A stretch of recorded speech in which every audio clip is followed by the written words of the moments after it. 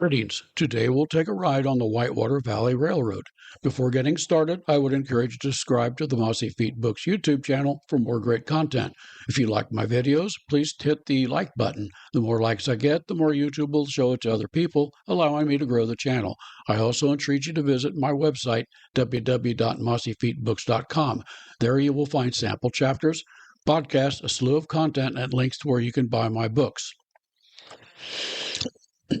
While visiting the website, you subscribe to it and receive email notifications of when I publish a new book or other content like this video and podcast. This episode is based on my book, East Central Indiana Day Trips. If you like what I'm doing, please purchase a book as it helps fund my work.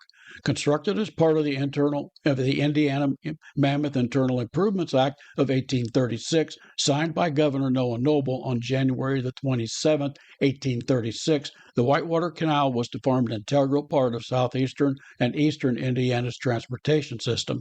The ambitious act, in concert with the Panic of 1837, bankrupted the state and brought a major political party to its knees. The Whitewater Canal's construction lasted from 1836 until 1847. During this time, there were many starts, pauses as the state of Indiana ran out of money, and various private companies charged with completing also ran into financial difficulties. After completion, it connected Hagerstown, Indiana, with Cincinnati, Ohio, 76 miles to the south. The canal provided a quick, convenient way for farmers to transport their goods to market in the cities. Before the canal, a farmer would need several days' travel over deeply rutted roads to take his goods to Cincinnati. The canal proved a difficult construction project. It dropped 491 feet over the distance and needed 56 locks and 7 dams.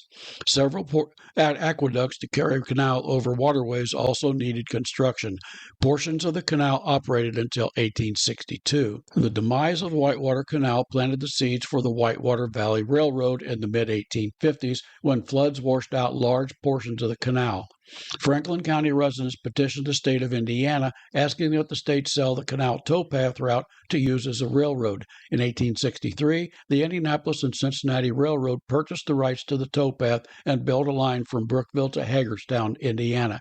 Portions of the canal remained open and became useful as power sources for grist mills like the one at Metamora. The first Whitewater Valley Railroad was a subsidiary of the Indianapolis and Cincinnati Railroad. This subsidiary began construction of the rail line from Brookville, reaching Connersville in 1867. The line punched through Hagerstown the next year. The Big Four, Cleveland, Cincinnati, Chicago, and St. Louis Railroad purchased the Indianapolis and Cincinnati Railroad in 1890.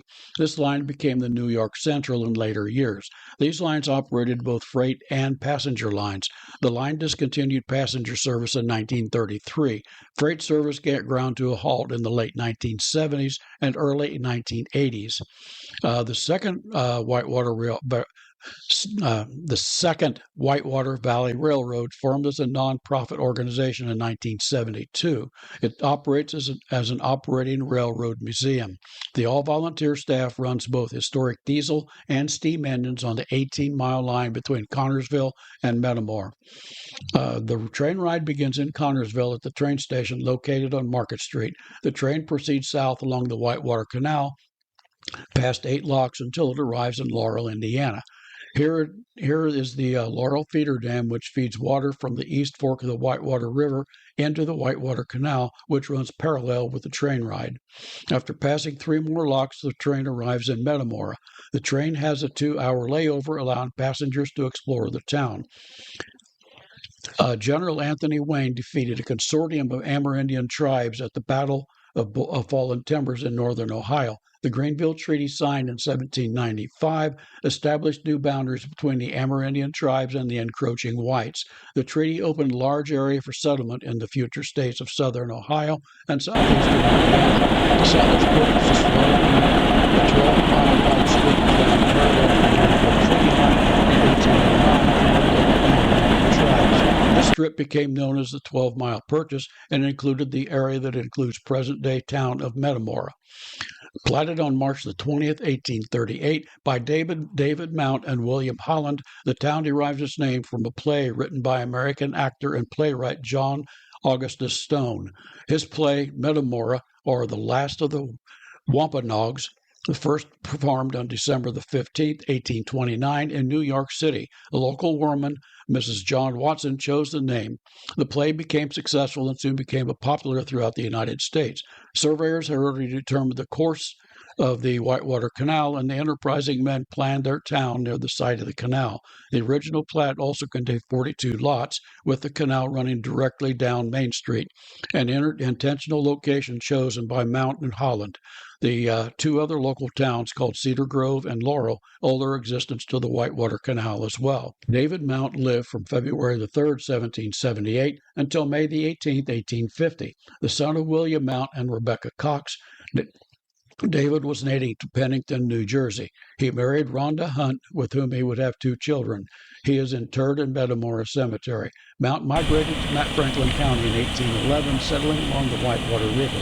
Mount would serve as an associate judge,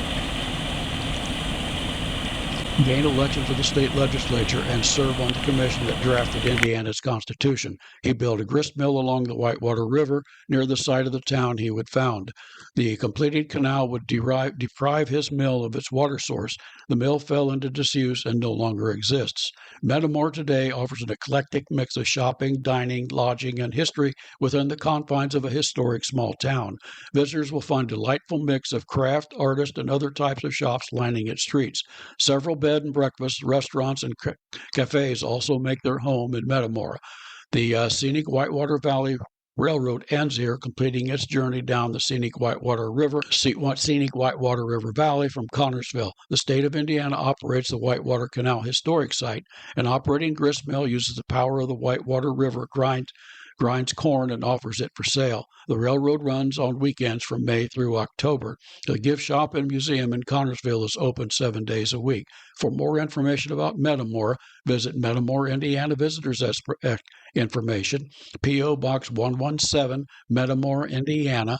The website would be www.metamora.com/index.htm. You can also contact the Whitewater Canal State Historic Site, 19083 Claiborne Street, Metamora, Indiana, 47030. The phone is 765-647-6512. For more information on the train schedules, the history, and other information on the railroad, contact the Whitewater Valley Railroad, 455 Market Street, Connersville, Indiana, 47331. You can phone them at 765-825-2054. And on the web, it is www.whitewatervalleyrr.org. This episode is based on my book, East Central Indiana Day Trips, available on the website www.mossyfeetbooks.com. The book is the first book in the 9-volume Road Trip Indiana series. The books include all the historical markers as of 2022 in Indiana with the text and backstory. The book also includes nearly complete listing of virtually every tourism destination in the state. The destinations include parks, museums, drive-in theaters, bowling alleys, wineries, and much, much more. I encourage you to visit the website and subscribe to it. You can find my books locally at the Rum River Marketplace in downtown Batesville, Indiana. I hope you enjoyed this podcast, and thank you for listening.